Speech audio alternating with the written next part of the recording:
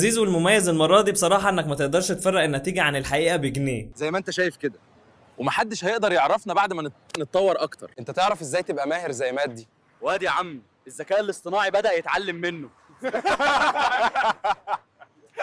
كل اللي انت شفته من شوية ده انا عملته بشوية كلام وضغطة زرار واحدة بس، وده كان من خلال اداة جوجل الجديدة فيو 3، واللي من خلالها نقدر ننفذ محادثة كاملة ما بين شخصين او اكتر، وحتى نختار المكان والمنطقة بالشكل اللي احنا متخيلينه. زي دلوقتي كده بقينا في الملاهي.